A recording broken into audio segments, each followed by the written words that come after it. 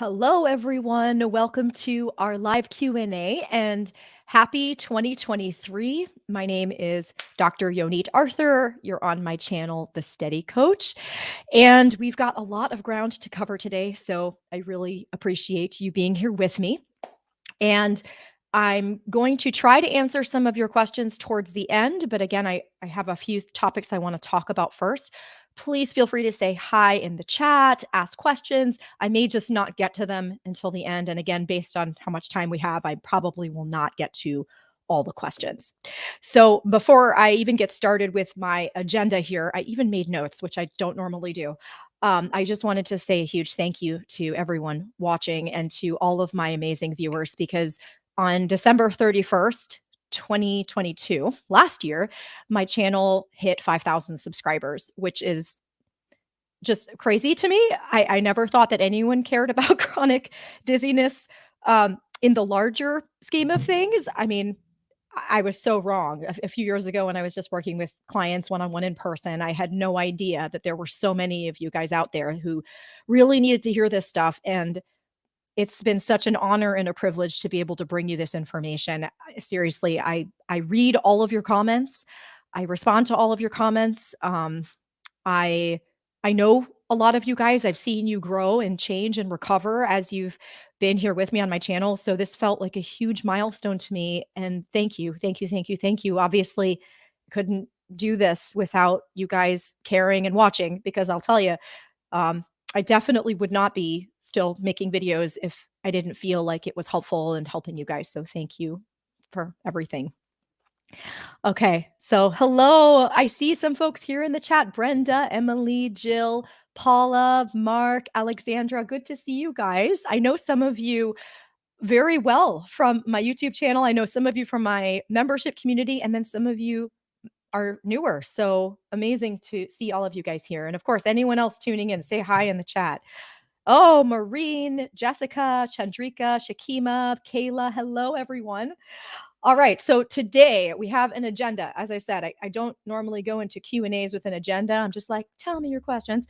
But today, the main reason we're doing this Q&A thing is I have announcements for you. And the most important one is that the free course update is completed and it will be out this Friday, January 5th. It's my grandma's birthday. Grandma passed away a few years ago, but I'm releasing the course on her birthday in memory of her. So January 5th is the day the course updates will go live, and steps 5 and 6 have been completely redone. And we're going to get into all of that in just a moment. But I have another announcement that I have been dying to tell you guys about, and it is this. Okay, so you're not going to be able to see the cover very well. This is my author's copy. It's a prototype, but this is the Healing Chronic Dizziness Workbook, which is now available everywhere around the world on Amazon for $20. The workbook is basically a complement to the free course. So it's just a way of organizing the stuff from the free course in a way that is easy to understand and just kind of walks you through some of that material in kind of a friendly, like vestibular friendly way. Frankly, I know a lot of you guys have trouble with screens. So I'll be going through a little bit more of the workbook in a little bit, but I have checklists. I have checklists in the workbook. I have tons of journaling prompts. There are 30 days of journaling prompts. And then here, let me pull this last thing up. Again, this is just an overview. I'll be talking more about it in a moment. A whole section called What Now? Because that's one of the biggest questions that I get. What do I do now that I've gone through your course? Like, how do I keep recovering? What should my daily routine look like? And that is all stuff that is available as worksheets in the workbook to help you guys figure that out for yourselves. So again, I just want you to know that, of course, the workbook is there for you guys. I want you to buy it if you want it, but all of the material in the workbook is available either for free in the free course or in the membership community, which is like $13 a month. So you don't need to feel like you have to spend the money. It's just there for you guys if you want something that's written down that you can use as a physical copy to write down your thoughts and walk yourself through the recovery process. So yeah. Okay. So I'm so excited to tell you that. I see some happy faces here. So, oh, look, it's so many more of you I know. I see Deborah, I see Anna, I see N. Mandy, hello. Happy New Year to you too. Gary L. And oh, Pippa, good to see you here. Josiah, Deborah, amazing. I said Deborah already, but I'll say it again. All right. Fabian, is that you? And Lunar, yes. Okay. So I hear you, Lunar. Yes, it really is a condition very similar to chronic pain. I'm so sorry you're going through triple PD right now after having overcome chronic pain, but I can tell you that once you're familiar with the methods, it really does get better faster. And Lunar, if you haven't seen Julie's recovery story, it's under the playlist Success Stories on my YouTube landing page. You'll be able to see that Julie actually overcame chronic pain and then overcame chronic dizziness and triple PD. So, okay. So, yes, Ryan. Oh my gosh, how are you? How are you? Now, last I heard from you, Ryan, you were on a boat, like actual boat after having dealt with symptoms that would prevent you from being on a boat for so long. So, yes, so good to see you guys. Okay. So, like I said, going back to our agenda, the main thing I want to talk about is the update to the course because again, guys, there's a major reason why I updated the course the way that I did, and the major reason is because of the feedback that I get from you guys on my channel and in my membership community and in all the other communications that I receive from all of you. And the course, which if you haven't signed up for it, please don't worry, I'll put a link in the description below the live once I'm finished with the live. It previously walked you through a lot of really important steps towards reducing the fear of your symptoms and understanding that the symptoms that you're having are what we call psychophysiological, not psychological. I have a video on this. It's not psychological. You have real symptoms, but the dizziness ultimately is stemming from an issue with your central nervous system processing sensory information. So, information from your eyes, ears, and sense of touch. So, the course did a great job of walking people through that. But often people would get stuck toward the end of the course if that wasn't the only thing going on. So, there are two major components and perhaps two major groups of people who end up with chronic dizziness. The first component of chronic dizziness is the fear of the symptoms themselves, this mystique surrounding vestibular symptoms, this, oh my God, there must be something horribly wrong with my body, not getting answers, having horrible symptoms. I mean, all of these things together create this major cycle of fear. And we've talked very extensively on my channel about the role that fear, anxiety, danger mode in the brain play in the what's the word? Making the symptoms chronic. There's probably a single word that would summarize that. Hey, Andy, if you're here, tell me what that word is. But fear, danger mode, those are what cause the symptoms to become chronic. So the idea is that by breaking the fear, the mystique, the danger mode in the brain, by reducing stress, by breathing, by changing our thoughts, by treating our bodies with more compassion, by relaxing, by recognizing there's nothing horribly wrong with us. In most cases, for many people, a very large group of people, that's the approach that really helps them get better. We turn off danger mode and we move on. So those people who did my free course did better. I mean, they got better. I got all these wonderful responses to the survey at the end of the course about how it had changed everything and how it had helped people recover, and I'd get these emails and just it was wonderful. But that's not the only component of danger and fear mode in the brain. So the fear of the symptoms themselves and the stuff surrounding the symptoms themselves, a big player, but it's not the primary player or the only player for many people. And for those people, the major player is, or the other player, I suppose, is what I've very flippantly on this channel called stress. But as you probably have seen from the comments, stress can encompass many things and people interpret the word stress in many different ways. So I'm not necessarily just referring to life stress like, oh, I got a new job, oh, I got married, oh, I went through this awful thing, I was fired from my job. So I those are definitely things, right? So stress is playing a role here, but this internal stress process. So the way that people not just are responding to the symptoms, but to other difficulties in their lives, which may be not really kind of on their radar. It may not be something that's really playing on their minds. Examples that you'll see on my channel frequently are people who are carers or caregivers for people in their families, for loved ones. You'll see people who had major life events, of course, but not necessarily unpleasant or really stressful ones, but they're having a very strong reaction to them. So these are just very small examples, but interpersonal conflicts, difficulties in relationships, difficulties with particular family members, difficulties associated with parenting, or maybe with an adult or an aging parent. So lots of these kinds of issues. Again, those can count as outside stress too, but the problem is that that outside stress doesn't determine what happens to you on the inside. It's really the reactions on the inside that cause something to be stressful. And the course previously really didn't give you really hands-on tools for managing some of that, particularly from an emotional perspective. So steps 5 and 6 now have been completely rewritten, especially step 5 is completely redone. Step 6, I left a couple things in there that were previously in there, but step 6 is mostly redone as well.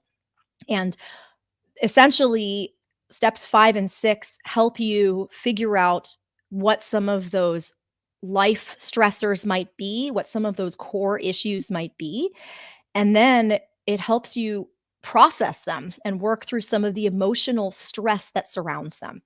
So this is where I'm going to look at my notes because I actually wrote down things that I wanted to talk about, like I said, which is unusual for me. I usually just talk. Okay, so let me look through my chicken scratch here. And I'm just going to look at the comments before I keep going. Oh my gosh, amazing. Laura, good to see you. Faye, Maureen, yes, Shakima. I see some comments here. I know Fred. Yeah, yeah. So there's a lot of you are saying here that the fear of the symptoms is still a major driver, and that is something that this other stuff is going to help with too. So I want to clear this up before I start talking about emotions.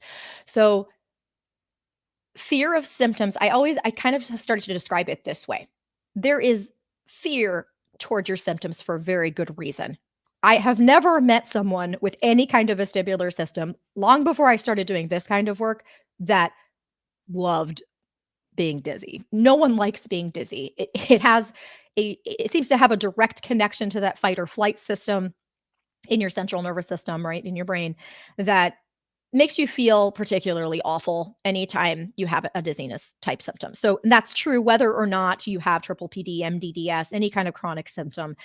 Vestibular symptoms are just not fun. They're pretty terrible. So it's normal to have a fear response to those symptoms. However, people who have had certain life experiences, including difficult childhoods, but not limited to difficult childhoods, they're more likely to have a fear reservoir. So imagine if you grew up in a not so great situation or you've had some very difficult experiences in your life, you have a reservoir of those difficult experiences already kind of built up in your brain. Okay, your brain has these memories of these prior experiences. It has a whole pool full of these examples of these terrible experiences. That reservoir is being drawn from when you have your fear reaction to your symptoms. So again, it makes sense to be afraid of your symptoms. No one's questioning the fear that you have about your symptoms. You couldn't not be afraid of your symptoms, but people who have this stronger, visceral, ongoing, anxiety-ridden response to their symptoms are usually drawing from other past experiences. And I'm not saying this in a mystical way, although for those of you who are spiritual, it is definitely okay to think of it in that way. But even if you're thinking of it in a purely scientific way, your brain's job is to learn from experiences, right? That's like how we survive. Our brain learns from experiences. And when your brain is biased toward a fear response, when it's seen many instances where things were really bad and you really were trapped, you really couldn't get away, you really had to fight to survive, your brain's going to default back into that fear response much more easily and much more strongly than it would for someone who didn't have that reservoir of past experiences. So again, this is why, though, working on some of those past experiences or other experiences, the non-dizziness related experiences, is so helpful in helping people get better from chronic dizziness symptoms, because it's not just your reaction to your symptoms that's the problem. And again, I don't want to say that you're a problem or that, oh, well, if you just didn't react to your symptoms, you'd be fine. We know from literature on chronic pain that just helping people with their reactions to their symptoms is super helpful, but it's often not enough. Again, especially if someone has these past experiences that the brain is drawing from in order to go into this very strong danger mode response. Okay, so that brings me to feelings. So I totally went on a tangent there. So brings me to feelings. So I'm gonna just read you a small. I promise I'm not gonna like go on a whole like reading like author reading thing here, but I'm gonna read you a small passage from the course. So because this explains this in a nutshell. So how unexpressed emotions and needs can lead to danger mode. Okay. So it is completely natural to want to avoid or change emotions or needs that are uncomfortable for us. People with certain personality traits, people with certain life histories are more likely to reject or push away emotions and needs, but anyone can fall into this trap. When this happens, our brain learns to associate the emotion or need with a sense of danger. And by the way, when I talk about emotions and needs here now, I'm not actually talking about fear. I'm talking about anger. I'm talking about a need for connection and safety. I'm talking about guilt. I'm talking about shame. Those are the kinds of emotions that we're talking about here. Okay, here, I'm going to keep reading now. For example, if you grew up in a household where it wasn't safe to be angry, either due to being criticized when you got angry or due to even to abuse, your nervous system could learn that all anger is dangerous. Then your brain could respond to anger that comes up right now as dangerous. In this case, it would keep the anger away from you by using protective strategies. And this is what I talk about sometimes in the videos when I say you might be angry even if you're not acting angry or feeling really angry on the outside, which again, I go into a lot more depth on in the course. Unfortunately, at the same time, the danger response in the brain to anger can also activate or prolong your dizziness symptoms. And unfortunately, without the data that anger provides you, you would not always be aware of when someone crossed a line. So, coming with the example of anger, what's the job of anger? Anger's job is to tell you that someone's crossed a line, right? That there's something that some needs not being met, someone's crossed a boundary. And if we're not able to feel anger in its full form, for whatever reason it's coming up, we're not able to access the anger in general. It's being suppressed down, and we're not even sure how to meet our own needs. And this comes up a lot in caregiving situations. I have a video about caregiving. I highly recommend you watch it if you haven't seen it yet, where I talk about the role that repressed or suppressed anger can play in symptoms becoming chronic for people who are caregiving. So, again, it's not only about anger. Anger is just an example here, but this is kind of how it works. So, when you are unable to accept or feel your emotions fully, your brain will respond to these emotions as a source of stress and danger, which is the root of chronic symptoms and chronic danger mode, right? So, an inability to acknowledge, feel, or meet our own needs makes us feel less safe and connected to our bodies. This is also a source of danger mode. When we are not able to experience all our emotions, we are less aware of when our needs are not being met. This makes it harder to set boundaries and feel safe in our lives. Okay, so that's just one little passage from the course. I promise it makes more sense in context too. But that's another thing about emotions that I think is really important to highlight here. Suppressing emotions leads to danger mode. Not getting our needs met leads to danger mode. And the inability to feel like we can even set boundaries leads to danger mode. So all of those things play a role in this emotional side this emotional reservoir that's feeding chronic symptoms. Even if you legit hate your symptoms, even if you're legit afraid of your symptoms, and you totally, again, have the right to be, if you're having chronic symptoms and you understand that this is a mind body situation, that it's coming from your nervous system, that that's not helping you get better, we got to work on that reservoir. So um, that is something that, again, the course is going to really help with now because of the rewrites. Okay, so in the course and also in the workbook. So I want to say a word about the workbook now. So for those of you just joining, hello. I see you, Christian, Maya, Chris, Rave Tor. Hello, Fred. Good to see you guys. So in the workbook, it contains some of the same material as is in the course. So again, as I told you guys, you don't have to buy the workbook if you don't have the money or you don't want to spend the money on a workbook. But I explain a lot of the same stuff that I do in the course, but then alongside that, I give you some tools for working with emotions. Here we go. That's the science of neural circuit dizziness. Here, let me show you this. And helping identify some of those issues in your daily life that could be causing some of these emotions. So let me pull this up. There's an emotional wounds checklist and current emotional issues. So this is not in the course itself, but in the course, I give you guidelines on how to find this stuff. So again, the workbook kind of lays it out for you, but the course also has this in it. So in the course, we are, again, coming back to the emotional side of things. So we talked about the emotional reservoir. We talked about the ways that emotions can turn on danger mode. And by the way, I'm interrupting myself. For those of you who have not seen the interview with Dr. Howard Schubiner, he talks about this exact thing as well. And in fact, I guess I should plug Dr. Schubiner here. So the updates to the course are based on a type of therapy called emotional awareness and expression therapy. I'm formally trained in it. Dr. Schubiner and Dr. Mark Lumley developed the technique. It is currently being investigated. So I mentioned at the interview with Dr. Schubiner that he was just awarded a huge research grant from the National Institute of Health. It's to study this particular method, emotional awareness and expression therapy.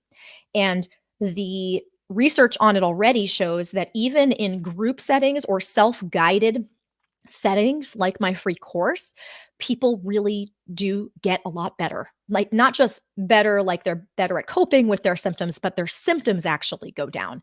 And that's not typically something that we see as much with more conventional methods that are not emotionally focused, like CBT. So anyway, that's just a little plug there for Dr. Schubiner. So, okay, so back to emotions. So in the course and in the workbook, I give you guys specific guidelines for working with a few different types of emotion. So we talk about anger, which I know I talked about a little bit in that blurb that I read you guys. We talk about shame and guilt and how to work with those. And we talk about sadness and grief and how to work with those. So that's all in the free course. And then once we've worked through those, I give you, or I've explained those, I give you some specific practical tools for how to work with each type of emotion. So I have a set of 3 tools. And the first one, okay, let's see if I can remember my own course here. So the first one is feeling emotions in your body. The second one is feeling emotions with a trusted person. And I give, again, very specific guidelines for all of this. And the third is journaling. And I know some of you guys are like, oh, no, not the journaling again. So the journaling is similar to what I had in the previous version of the course, but in the premium version of the course that's on my membership community, or in this workbook that I made, there are 30 days of awesome journaling prompts that I wrote for you guys. So, and tons of space to fill in the journaling prompts. And I wrote all of these for you guys. They're not just kind of generic journaling prompts. They are very specifically journaling prompts that I wrote based on how I work with clients. So kind of the journey, I try to take you on a little bit of a journey from early childhood, starting to think about your childhood, starting to apply some of the principles that we talked about, this fear reservoir, or this emotion reservoir, and how it's affecting you now. And the journaling prompts are going to walk you through that. And Laura, I see your question here. So Laura, I will put a link here in the description of the live once I'm finished with it, but I'm going to also pop it in to the chat, the link. And please forgive me, guys. I know my website has been getting very busy lately, so it's a little bit slow, but it does load if you give it a few seconds. I'm working on that. Okay, so there it is. So thesteadycoach.com/free course. So that's where you can sign up for the free course. It's not, like I said, the course is not updated yet. It will not be out till Friday, January 5th. So this is a preview. I'm sharing everything with you guys in advance. And everything was going to go live on Friday. It actually is already live in my membership community. It went live in December. So those of you who are already members in my membership community, you have access already to the free course and all the journaling prompts and the worksheets and all that stuff. But it's going to go free to the public on January 5th, on Friday. Okay. So after I've kind of taken you on this journey through the journaling prompts, then in step 6 of the course, we start working through compassion. And compassion and self-compassion are things that I've talked about in my previous course versions. So I've talked about those a bit, but I also take you through this in a very different way this time. So I'm very excited to tell you guys, this is the first time that I'm talking about this publicly on my channel. My membership community, I do lives every week, so they already know all this. But my public Q&A, one of the things that I have not talked about is my practice that I work a lot with internal family systems. So IFS is a type of, I guess, it's generally a therapeutic philosophy, but it's not only used in therapy. And in the workbook and in the free course, I basically give you a little bit of a primer that helps you use some of those techniques from IFS with AET, so emotional awareness and expression therapy, Dr. Schubiner and Dr. Lumley's method that again, really influenced how I wrote the course. I kind of combine those two methods a little bit to help you dig a little bit further, because one of the things that I hear very frequently from people is, okay, Yoni, that's great. So I've let out my anger. Now what? Like, now I'm just going to be mad all the time. And how do I actually be compassionate to myself? And what do I do now? So step 6 in the course now is going to walk you through that a little bit more and help you start to identify some of the patterns that you're using to keep yourself away from the emotions and needs that you need to feel in order to get better. Because again, it's not necessarily just cut and dry about feeling the feelings and the emotion and the needs, right? Again, there's value in that too. That reduces danger mode. That is empowering when you feel your emotions and your needs. But what do we do with them?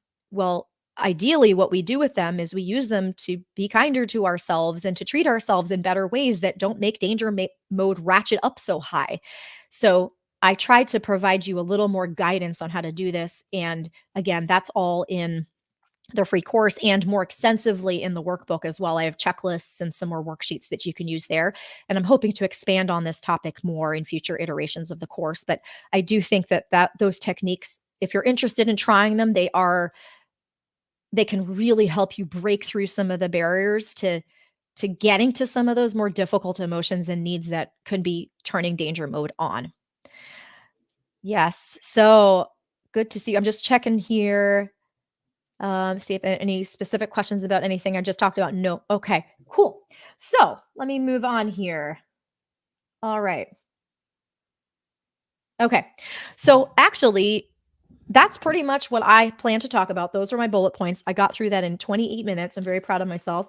So I'd love to hear what questions you have for me. And actually, some people did ask questions in advance. So I have those if none of you guys have any questions. So let me give you a moment to think about your questions. I'm going to go back through the chat and see if there's anything that came up already. Yeah. Okay, let me look here.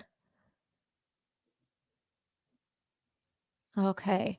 Lunar, I'm going to actually pull your comment up on the screen here because I feel like this is such a good point here and a great launching pad to some of the things I wanted to talk about also. So Lunar says, thank you so much for acknowledging my comment. You give me hope where it is so difficult to stay positive. Couldn't do this again without you. Yeah. So Lunar, again, had chronic pain. By the way, Lunar, I'm happy to tell you, I'm actually going to be one of the top projects on my list right now is a video on chronic pain.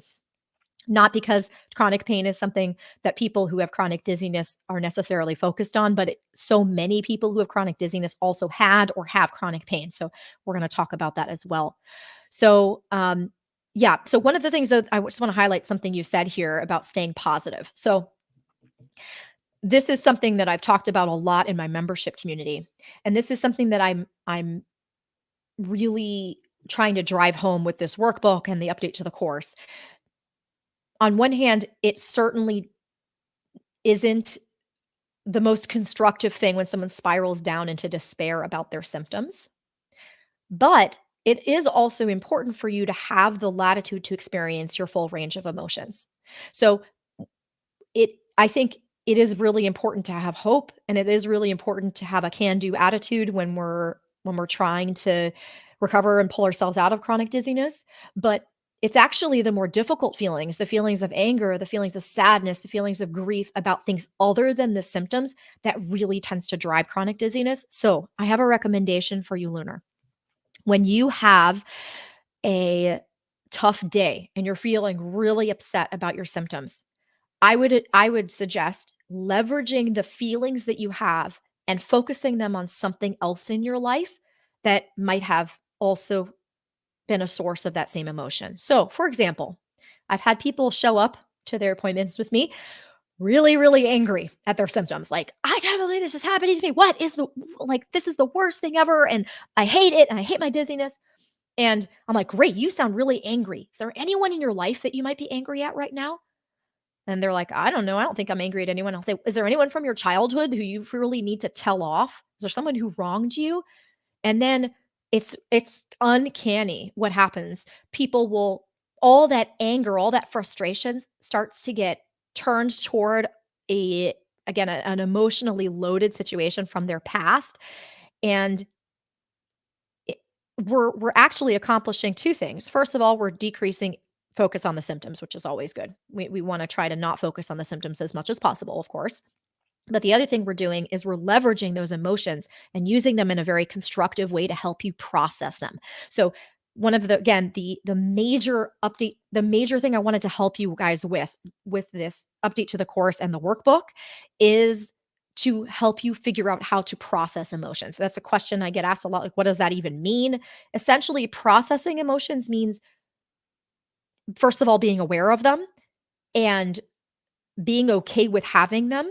So, allowing yourself to feel them, allowing yourself to bring your feelings to fruition, to speak your anger or to speak your sadness or to speak your grief, whatever it is. And when you do that, naturally what happens with emotions when they're really allowed to be, when we're not trying to fight them, they tend to come up like this, and then after they crest, they start to come back down. That's just naturally what they happen. They don't last forever. Once the signal's received, once you're actually getting the signal of your emotions and you're actually feeling them, the emotions come up and then they come back down. And once that happens, you're able to do what we talk about in step 6, which is start turning it into self-compassion and love and connection. But again, if you feel angry or discouraged about your symptoms, my suggestion is turn that anger and discouragement towards something else in your life that you know is a core issue. And again, in the free course and in my workbook, I have a whole list of difficult life experiences. That's right here. Like these are just some of them, difficult life experiences that are associated with some of this danger mode stuff or repressed emotion. So you can go back to any of those situations that you've identified as a core issue for yourself and leverage those emotions that are coming up about your symptoms to work through emotions about those past experiences. And frequently people will feel immediately better. It's again, I can't make you promises. Everyone's different, but when people really have a one of these emotional experiences, they're working through some of these past difficulties, their symptoms come down. Their symptoms come down. So, okay. Oh, you know what, Brian? I don't even think I have super chat set up. So Brian's asking how you can send a super chat. I didn't even set it up, Brian. That just shows you guys just how much of a non-techie person I am. So I'll try to figure that out for next time, Brian. But thank you so much. I know that super chats are to help support me, and I really, really appreciate it. If you want to support me, please consider just buying the workbook and leaving a review on Amazon if it's helpful to you. That would be amazing. So Okay, so coming back to some questions here. Yeah. Okay. So Chandrika, I hear the anxiety in this question. So Chandrika is asking if PPD progressive. Not in my opinion. Now, if someone is not given the correct diagnosis, if someone is full of ongoing fear about their symptoms, yes, it will further deteriorate. And actually, Dr. Schubiner and I talk about that in the interview. So I highly recommend Chandrika if you go to my playlist interviews. Dr. Schubiner is fantastic, and he and I talk about this very specifically. But from my experience, once people understand the general concept of neural circuit dizziness and understand it's in their nervous systems, things don't typically progress. People have major ups and downs, as everyone on this channel is going to tell you. The ups and downs are brutal, but no, generally, again, once people really understand where it's coming from, that halts some of that fear cycle and it prevents the symptoms from getting worse. But if it's not, again, not treated that way, if someone's just given continued fear messages, then there's no reason why it wouldn't get worse. Okay, so here we go. Okay, and I'm just coming back to Maureen's little comment here. Not little, but interesting. My symptoms began shortly after I experienced loss, grief, and anger. Yeah. So this is something that I need to highlight better in the free course. One of the first questions that I ask people when I see them is, what was going on in your life at the time when the symptoms started? There is no separating what was going on in your life from the onset of the symptoms. Now, some of you got dizzy because of a freak infection or accident. So I'm not saying for sure that that stress caused your symptoms, but the original cause of the symptoms and the cause of the chronic symptoms are two different things. So whether your original symptoms were set off by stress or a freak infection that has nothing to do with stress, emotions, especially the darkest, most difficult stuff, that's the stuff that keeps symptoms going. That's the stuff that keeps symptoms going. So again, along with the fear cycle that again, I'm not talking about as much in this Q&A because I talk about it so much on my channel and in my free course. But yeah, I'm not surprised to hear that, Maureen. This is what I hear from everyone. Yeah, and Lunar is backing this up. I know you're getting a lot of airtime today, Lunar. I thank you. You're just making such insightful comments.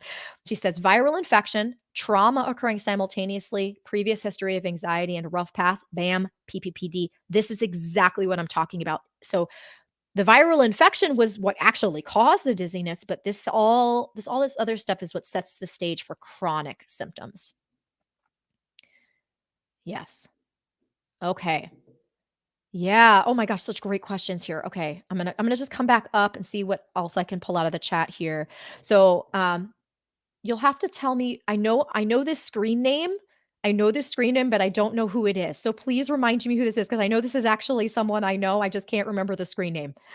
Okay. So I've been dying to ask you this question. Can prolonged driving cause triple PD? About a year into my job is when I started my symptoms. I'm required to do a lot of driving. So um it doesn't cause triple PD, but prolonged driving can cause dizziness symptoms. They just normally just go. So we need a brain that sets the stage for chronic symptoms in order to make symptoms chronic.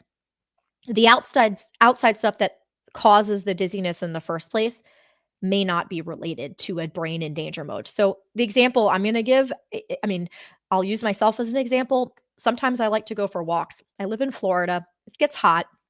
I like to go for long walks. And when I come back home, I feel like I'm walking on a trampoline.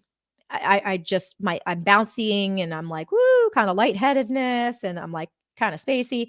But my brain's not in danger mode. So my brain's like, oh, that's weird. Those are weird sensations. And then so it just turns them off. It's like, oh, I guess she doesn't need to know about this. She's fine. It turns them off. But if I came back home in that state and I had been going through something particularly stressful, let's just say my dog died.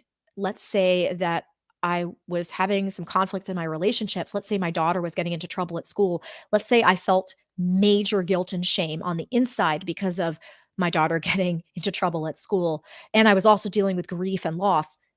Then my brain would be less equipped to make good predictions. It would falsely flag the symptoms that I had coming home from my walk as dangerous, and that could make them chronic. So I see prolonged driving the same way. Prolonged driving causes after motion. It always does. Just like when you get off a treadmill or you get off a boat, everyone has land sickness. Like 80% of people have land sickness after getting off a boat. What causes the brain to stay in that mode is a mistake, an error. And brains that are in danger mode are more likely to make that kind of error. And then add in a little bit of fear and a little mystique and a little, I don't know what the hell this is, and I'm going to be like this forever. And we end up with chronic symptoms. And then add to that a reservoir of other past experiences that make danger mode more likely in the brain. That's how you end up with chronic symptoms. All right. Okay. Hello. Is that you, Sherry? I see you there at the bottom. Hello, Sherry. Okay. Yes. So, Emily, great question here.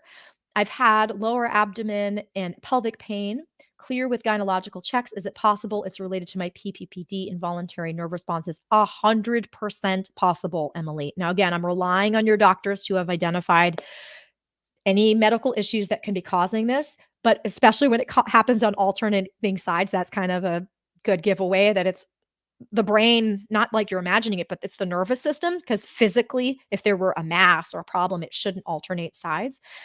Chronic pain and chronic dizziness are like this. They overlap so much. And again, I promise I'm coming out with some new content about that soon because it's high time I talk about it since a lot of you are suffering from this stuff. Emily, I have great news for you though. Tons of great resources for you. Especially for chronic pain, there are so many great resources out there. And the very first one I'd recommend is the book Unlearn Your Pain by Dr. Howard Schubiner. That one is not available though as an audiobook. So if you need an audiobook for dizziness reasons, you might consider The Way Out by Alan Gordon, also a fantastic book. Okay. So yes, lots of folks with pain who also have triple PD, and it's all resulting from this same process, that super fancy name called central sensitization, which just means that your brain is more likely to make prediction errors. Pain occurs in the brain, which we'll be talking about, I promise, a lot more soon. Pain occurs in the brain, dizziness occurs in the brain. If your brain's already making mistakes a lot, it's already in that hyper alert state and it's making mistakes about dizziness, it's more likely to make mistakes about pain also. Okay. Well, great. Laura's saying she went to a music festival and symptoms were better. I had a lot of anxiety, but I was going to be dizzy, but I did okay. Amazing. Good for you for going out and doing that. All right. Great question here, Gary. So, do you recommend going through the course a few times? Should we start the course again with the new changes? So yes, it depends on you. Some people go through the course once and they're like, okay, I get it. I'm now going to go live my life. And that's totally fine. That's why it's free. So you can do whatever it is that you need to do for yourself. Um, but I would very much recommend going through the course again with the new changes, although all of there may be some small things that have changed elsewhere, but the bulk of the changes are in steps 5 and 6. So if you're already signed up for the course, you can log in and just go straight to step 5. Again, it'll go live on Friday, and I will be sending out a newsletter to tell you this on Friday when it's live. I will be posting on my Instagram. I'll figure out a way to post something on YouTube to let you guys know the changes are live. You can just log in and access steps 5 and 6 if you want to. But this is assuming you've internalized the other stuff in the course as well. My thought though is you've already learned that other stuff. This might be the missing piece for you. Okay. Yeah. All right. So coming back to here we go. Yes, Brian. I know. I hear you. So Brian says he's 26, got PPPD at 19, been 7 years. Yeah, I hear you, man. You are certainly not alone. I see a lot of young people on my channel, and it's brutal. It's brutal, and I really do believe that you will get your life back. In the membership community, one of my favorite parts, we have a whole section called graduation. When people leave because they're better, they leave a post there and then they leave the community. So I can tell you, we see it in the community a lot. I see it with my one-on-one clients. I see it with my group coaching clients. You guys know I have some group coaching options. People get better. So I have total faith in you, Brian. You can do it. All right. So Carla, this amazing question. I am so happy that you asked this. I feel like this one strikes me right in my heart as a parent myself. So, advice on parenting with dizziness: I'm a lot less patient and more irritable. Yeah. So, okay. I feel like I could take this in so many directions. I'm just trying to figure out the one that's most useful for you. So, the the major thing that I see with people who are dealing with dizziness and parenting is it tends to stir up our deepest shame and guilt cycles. It, there is nothing like parenting for triggering your past emotional stuff, but especially when you're not the parent you want to be, whatever that means, that tends to stir up a lot of shame and guilt. So, what I will often work with someone when someone comes in and that's kind of the forefront of his or her mind, we start to work with the parts of you that are so worried about you needing to be a perfect parent, because there are lots of different things that emerge from this. It's very, again, very hard to summarize into a single answer, but I see a few different patterns generally. I'll see people who have a particular pressure to be a particular kind of parent because they didn't get what they needed when they were kids, and they're trying to make sure their kids have a better upbringing than they did. And so there's some unprocessed pain there that we can work with. Again, I know that seems like, well, why, Yoni, seriously, you're going to help me with my unprocessed pain? Okay, but I want to get better from dizziness. This is how you get better from dizziness, though. Working through unprocessed pain from our past experiences, that unprocessed pain, those emotions, those that danger mode stuff is what leads to chronic symptoms. So when we reduce overall the shame and guilt you feel and make you feel more empowered and more in touch with yourself, you feel better physically too. So shame and guilt spirals because of past experiences, not getting enough of what we needed. That's a big thing. I also sometimes I see it's not so much because there was a huge deficit when we were children. It's that we have expectations of ourselves for other reasons, again, not relating necessarily to something we didn't get, but to something that we want to get. So we have an expectation of ourselves to parent in a certain way, to be available to our children, to not be irritable in a particular way, because there's a standard we've set for ourselves because we have to achieve that standard. Otherwise, fill in the blank. We will be rejected. People won't like us. My children will be traumatized. I mean, again, you can fill in the blank with whatever is resonating with you. And again, I know it may seem like, okay, Yoni, why are we going off in that irrelevant direction when what I'm asking for is tips on parenting with dizziness? But this is the stuff that drives dizziness. This rigidity, these patterns of perfectionism and pushing yourself and feeling like you can't take the space for yourself to rest, feeling like you have to be the perfect parent, again, whatever that looks like. And Carla, excuse me. I'm so sorry, Carla. There's a Kayla here too, so I apologize.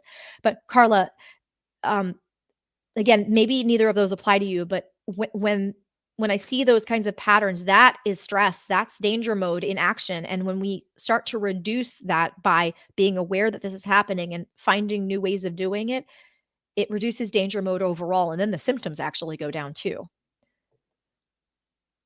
Okay. So I'm just looking here just to see if you commented. Okay. Cool. All right. Looks like I got your question, but Carla, please let me know if you have a follow-up comment on that, because that's again like a totally amazing question, and there are so many other things I can say, but those those are the main things that I work on with someone immediately. And again, the third thing that I can say here is kind of like what I was talking about earlier. When I feel when someone else feels, I've had my own mind body stuff, but not at this moment, not, thank goodness.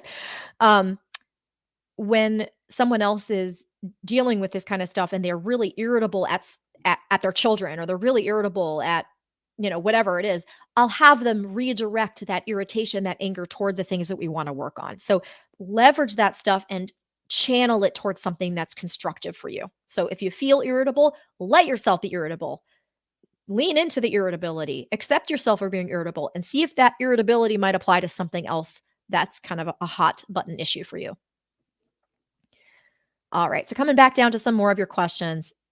So, and again, I will say that, what was I going to say? I actually specifically have this in the workbook. So about parenting. I mean, honestly, the first 15 questions or so. So I have 30 days of journaling prompts in the workbook. In basically the first 15 days, it's all about your experiences with parenting. And we tend to repeat some of those patterns, Carla, as parents ourselves. So understanding those parenting patterns really well can help you break that cycle of shame and guilt that, again, I'm assuming you probably feel. Again, I hear it in this question. You didn't explicitly say it. Okay, so let's see. So Mia, yes, hello. Well, Mia's tuning in from Denmark. Hello. Yes. So Mia makes a good point here. Yeah, and Robert, I'm going to get to your question in just a second. Yeah, so Mia's she says her symptoms started with a big attack of BPPV, and every day I've been feeling like I'm drunk. There's no more BPPV. So this is Mia. This is exactly what I was talking about previously with Lunar, whose symptoms were set off by BPPV, also, which is, I mean, not by BPPV, by, was it neuritis?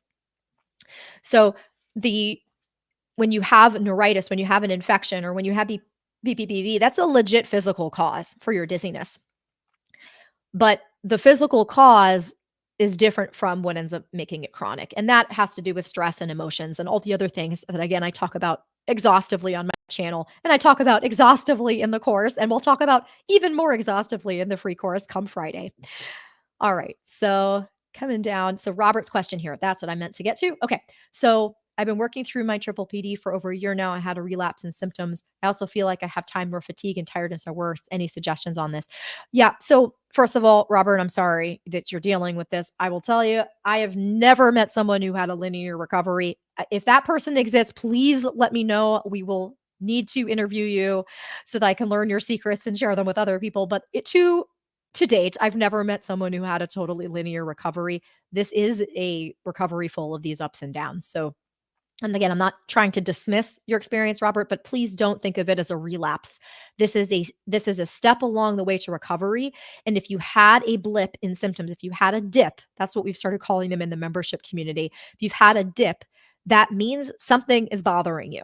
It means that something is going on in your life. So the first question I ask people when they're having a dip is there something that's bothering you? Is there something that was bothering you at the time when your dip happened?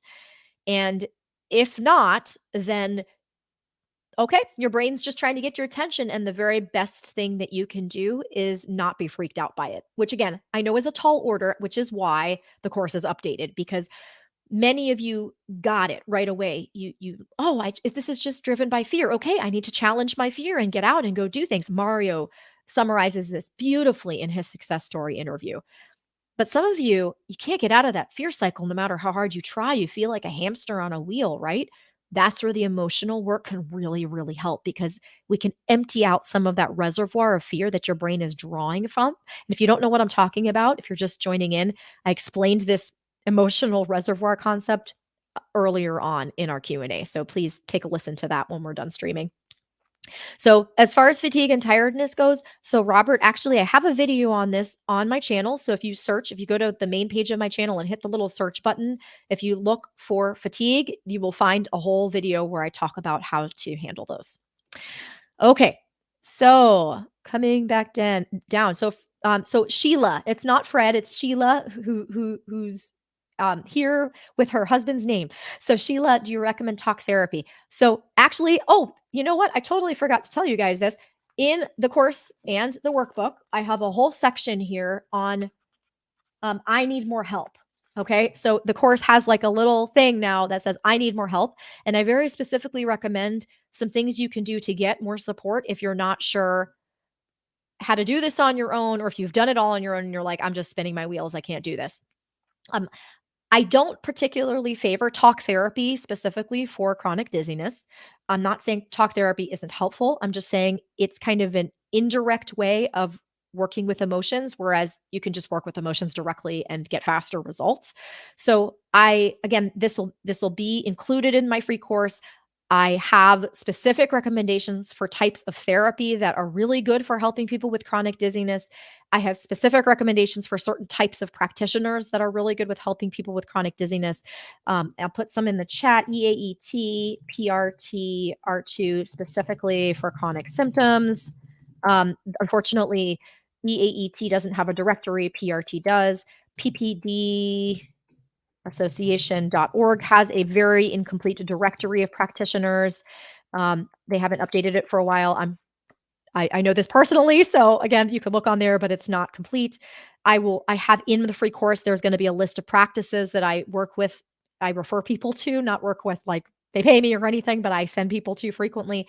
And then if you don't have access to a mind body practitioner, I have recommendations for specific types of therapy that are really helpful for mind body symptoms, and those include IFS, AEDP, and somatic experiencing. So I'm partial to IFS myself. Again, I am trained in internal family systems. I'm a practitioner. AEDP is an incredible therapy that's based on some of the same concepts as IFS, also highly recommended.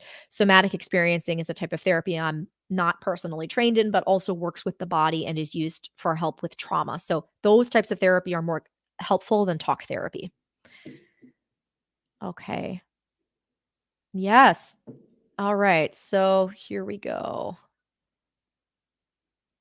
Okay, so question about Gary has a question about panic attacks when not eating for a few hours. Is this common? I wouldn't say it's something I see all the time, but I see some strange things, and nothing surprises me anymore because ultimately, what is triple PD? It's your brain misattributing danger to something that's not actually dangerous. It thinks there's danger. It's predicting danger when there isn't any. When you've not eaten, stress chemicals go up in your body, right? Your body's like, "Okay, Gary, all right, time to eat," right? That's stress. It's not stress. Oh no, but it's stress. And right now your body is interpreting forms of stress as super danger mode. So when you are mildly stressed about something, it's very easy for your brain to interpret that as a dangerous thing and go into overdrive and create symptoms. Okay. Yeah. So, Emily, is it possible, Dr. Yoni, you can provide a platform for people from different countries, locations to help each other with the resources? Actually, I have one, Emily. So, I have a membership community. It's $13 a month. It's 12.99 a month. I'll put the link here. It's awesome. I'm very biased, but we have an incredible group of people in this community, and it's monthly. So you just pay, and then when you're better and you don't need it anymore, you just leave. And there are people from all over the world in this membership community. We have the free course in there, plus all the additional resources that are not included in the course, like checklists and stuff like that. I do live weekly Q&As in there, so when you have questions like this, you can just ask them, and I'll answer it within a week. And you can listen to the recordings or attend live. It's totally up to you. And there's incredible peer support. There are people who've been doing this for a while, who've been recovering and have a lot to work through. So there are some veterans there who are really helpful. And then there are people who are brand new to the whole idea and who are just as lost as any of you may feel right now. So it's an amazing group. I would love to have you there if that's something that you'd like to do. Okay, so Karen asks, I've been diagnosed with vestibular migraine and triple PD. Any hope for me? Yes. Yes, there's hope for you. You are in the right place, Karen. So many people in my membership community and my clients have been diagnosed with things like that. I'm completely unconcerned. And in fact, I know this may not feel like good news, Karen, because you've probably gone on Google and seen the doom and gloom. But when someone gets a vestibular migraine diagnosis or triple PD diagnosis, I'm like, hooray, that means there's nothing medically wrong with you. That's great news. It means your body's healthy, your brain is healthy. It's just making an error. And there's so much, especially on migraines, Karen. Dr. Schubiner and some of the other people in this field of mind body medicine have been doing this for 20, 30 years. And migraines, people really get better from them. I'm one of them. I had migraines. I don't have them anymore. I mean, I get maybe a little headache once or twice a year now, maybe once every few months. For, I used to have them every week. And it was like this, life altering issue that I was having. So, and again, I'm not comparing what I went through to what you're going through, Karen. I know triple PD is just particularly awful. But yes, I think there's definitely hope for you, and you'll see that. Just stay on the channel. You will see this, and you can see this in the comments as well. Yeah. So, which is I'm actually gonna pull this up because Lunar, really piggybacks on this question Karen asked. Is it true that the actual diagnosis we receive from a medical professional is less important than understanding the biopsychosocial model? Doesn't this apply to a variety of vestibular disorders? Yes. So, of course, there are physical causes of dizziness. We want to make sure that you don't have a physical cause of dizziness that explains your current symptoms. If you just had neuritis and you're still dizzy after a few weeks, unfortunately, that may be explained by the neuritis. But if you had neuritis a year ago and you went through a round of vestibular therapy, you shouldn't still be dizzy. You just shouldn't be. And if you are, we're dealing with a neural circuit problem. So the name, and I've mentioned this in previous videos. I have one specifically. What did I call it? Guys, one of the things you may not know about me is that I don't remember the names of my own videos ever. Um, Let's see. Oh, it was the one with driving. So why does my dizziness get better or worse with driving? That's the one, Luna. So here, I'll copy and paste this in the chat. So this is the one about driving, but I talk about MDDS versus triple PD. I have seen people with exactly the same symptoms get diagnosed with two different syndromes depending on which doctor they saw. I've seen people get diagnosed with Meniere's when they saw an ENT, vestibular migraine when they saw a neurologist, and then triple PD when they saw a neurologist. And essentially, they're not just Meniere's, maybe a little bit different. We'll talk about that some other time. It's a little more complicated, but especially with vestibular migraine, triple PD, any other diagnosis based entirely on your symptoms, it's all the same thing. We're dealing with neural circuit dizziness, and it's biopsychosocial, heavy emphasis on the psychosocial components, as far as I'm concerned. Okay. Yeah. So I'm gonna scroll down. I want to make sure I'm trying to get as many of your questions as I can, but we're gonna coming up on the end of our Q&A here. So I'm gonna see if there's anything else related to putting in. Yes. Okay. Yeah. Okay. Yeah. So, okay. So, Fred, no, Sheila, not Fred. So, Sheila had a couple questions, and Rose, I see your question. I'll answer that as well. And Carla, I see you. I see you. I see you. I see your question, your comment here too, because I got to respond to that. So, Sheila says she's legally blind. So Sheila also terrible, terrible vision here. So I get it. Um, my limited vision adds to it, or the anxiety from being visually impaired. So, Sheila, I would love it if you could listen to Daniel's success story. So, Daniel was just on my channel recently with his success story. Daniel was born with a carnitine deficiency and has all sorts of physical limitations. And he explains in the interview how being a little more vigilant than the average person, because he kind of constantly had to monitor his health, he thinks is what played into the danger mode that caused him to have triple PD, but he overcame it. So it could definitely be playing a role in the hypervigilance component, but that doesn't mean that you're a sitting duck and you're stuck with it. Okay. All right. So just pulling up Carla's comment here. So I do put a lot of pressure on myself to hold it together so I don't cause them trauma. Carla, first of all, I see you very personally. This resonates with me very personally again as a mom. But this is the kind of stuff that I'm talking about. So that fear about causing them trauma, it may not derive from you having had trauma. I understand, but sometimes the first of all, sometimes the more we know, the worse it is. Like people who are particularly knowledgeable and educated sometimes have the most to worry about because then they're, like, oh my gosh, I know all the things that can go wrong. But often when we feel a lot of pressure to prevent things from going wrong, it's because we are avoiding uncertainty. There are feelings that we're not willing to be with. And again, that's where the free course I think is going to help a little bit. It doesn't specifically talk about this, but there's a baseline of anxiety or a baseline of hypervigilance, a background. So Dr. Russell Kennedy in his book, The Anxiety RX, highly recommended for any of you who are anxious.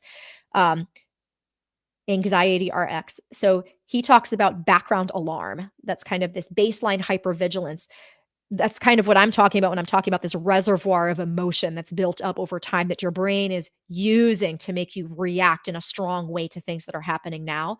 So Carla, that parent, there's nothing like parenting to start causing us to pull out of that reservoir as well. So looking back at that stuff might be really helpful in helping calm some of your fears. I totally get you want to be a good mom.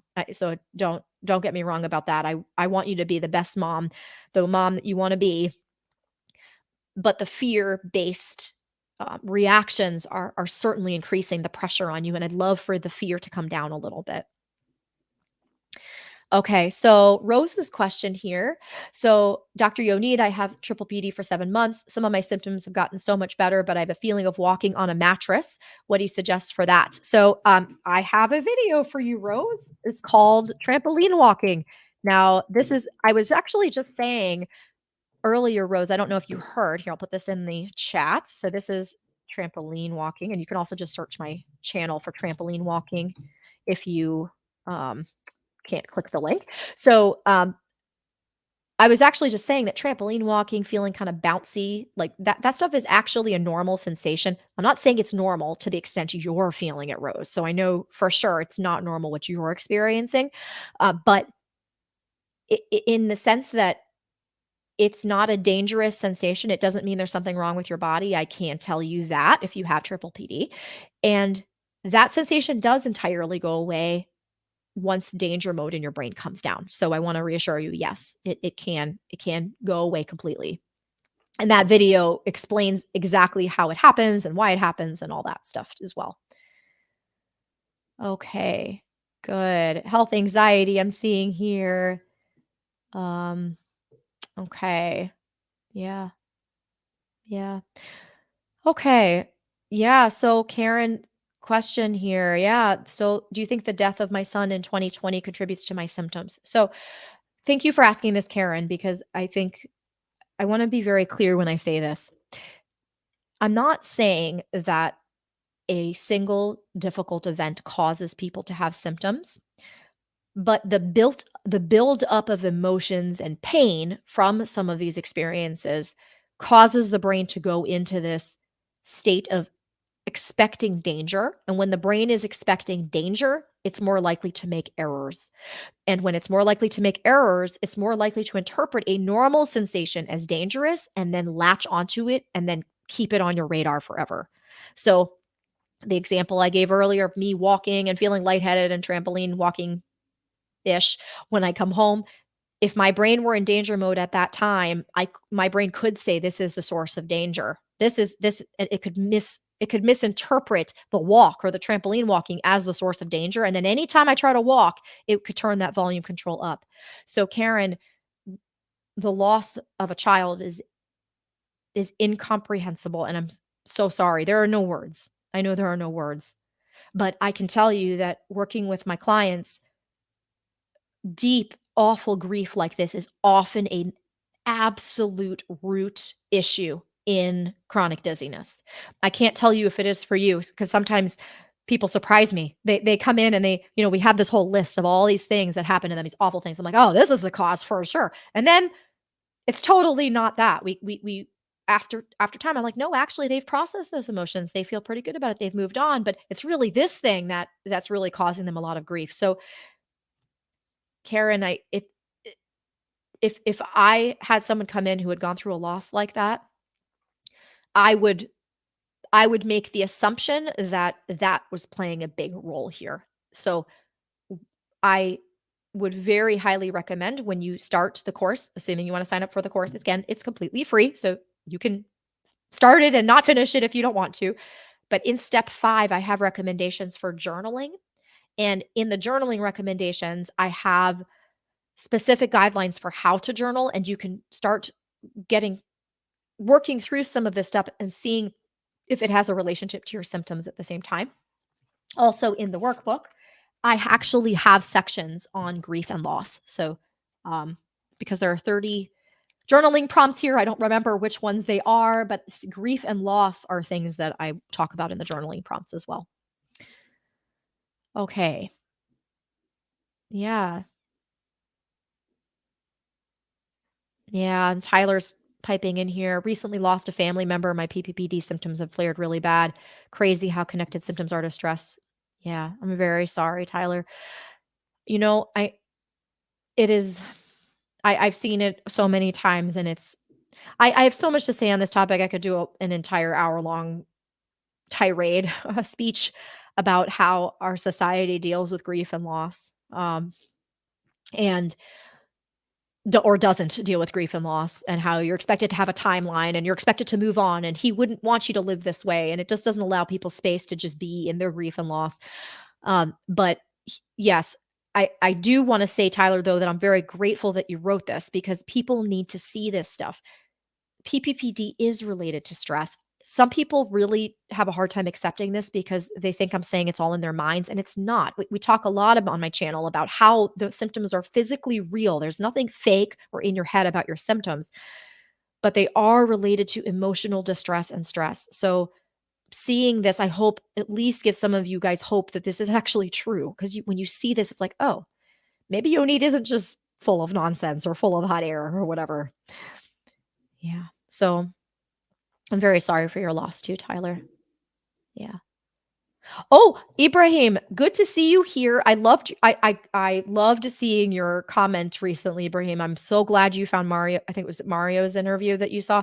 So, yes, gastro symptoms. It's on my list. I have a little notepad here. So, like I said, I was taking notes earlier to make sure I covered a few specific topics, and I have notes on this. I am going to be doing a video on gastrointestinal symptoms because indeed pain is probably number 1, but the second most common symptom that accompanies triple PD besides the usual vestibular symptoms, which encompasses like 50 different things, is gastrointestinal stuff like IBS type symptoms. So we'll be talking about that in a whole video. So totally, totally, totally, you guys, Emily, Ibrahim, whoever else is having these issues, totally, totally part of a triple PD neural circuit thing. You're again, I'm gonna try not to go off on a tangent here, but basically your body and your mind are connected 100% of the time, and if your brain is in danger mode, it is going to make other errors, and if it makes other errors that are associated with your digestive tract, which makes a lot of sense because your gut actually contains a whole bunch of cells that communicate with your brain, it's gonna produce digestive issues. Yeah. Yeah, it really, really is. Yeah. And you guys are saying this. Oh, yeah. So Jill, let me actually pull up this question on the screen. So the title of the book is I'm gonna actually just put it in a banner. Healing Chronic Dizziness, the workbook. There we go. I'm as you guys can probably tell, I'm the worst self-promoter ever. Which is fine, but you probably want to know the name of the book. It's called Healing Chronic Dizziness, the workbook. It's on Amazon. I'm going to put the link. I have an Amazon link and it's available worldwide. It's $20. Uh, but because it's available on Amazon worldwide, you don't have to pay like crazy shipping from the United States if you don't live here. So hopefully when you go to Amazon and you put the link in, it will bring you to your local Amazon site, like Amazon UK, Amazon FR, wherever you are, and then you don't have to pay a ton of shipping because it'll ship from your local Amazon. But I will definitely um, put that as soon as we're finished with the stream here. I'm going to put that in the stream description so people can just click the link to go buy the book if they want it. Yeah, yeah. Okay, yeah, yeah. So okay, and Pippa, I'm just calling you out right here since you're commenting. So Pippa's got an amazing story, and I'm hoping to interview her so you guys can see. But she says here, my symptoms came back when my granny died. I see this as an expression of my love for her. I did lots of journaling, and they've gone again now. Definitely, definitely, great illustration of how this stuff works. All right, guys. So today we talked about the workbook. We talked about the course update. It will be live on Friday, January 5th. So this week, I'll be sending out a newsletter today with the link to the workbook and a link to the free course and a link to this video so people who missed it can watch it. And then on Friday, I'm going to send out another little newsletter once the course is live. I actually have to do it manually. So it's going to I can't tell you exactly what time it'll be. It'll be sometime in the morning, my time, Eastern time. And then once I'm done with that, I will send out a notification so you guys can access the course whenever you'd like. Again, if you've already signed up for it, you're going to get the course update for free. You just log in with your normal account. Or if you haven't signed up, you can just sign up now or sign up then. It doesn't matter. You'll have access to the course now and then when it updates on Friday as well. So, yes. Yes. Yeah. So some more great questions here. So just quick here, Rose.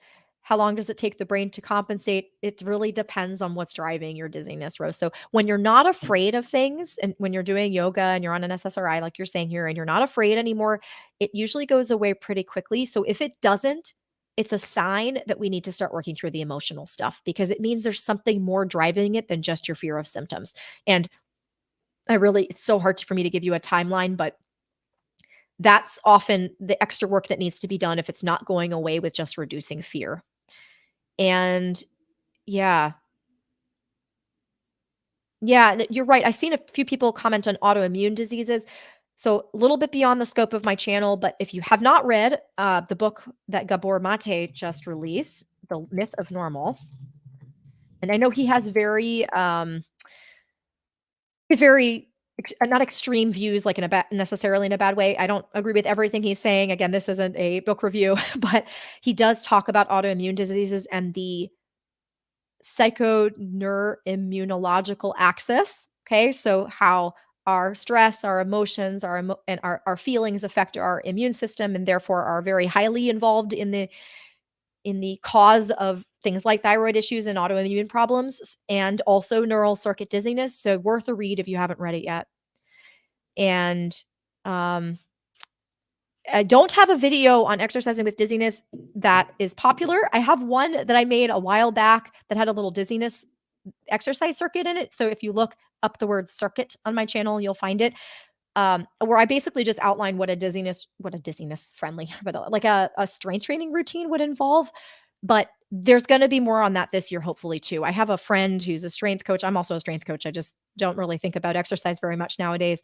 Um, but we'll be talking a little bit more about that on my channel as well, Carla. So thanks for asking that. And Laura, last question here. Could EMDR help with fear of symptoms? So yes, it can, but it's not because so there are two traumas involved in vestibular issues. There's the trauma of the vestibular issues themselves, which is legit for some of you guys, absolutely terrifying when these vestibular symptoms come on, especially if you have like an episode of crazy spinning vertigo.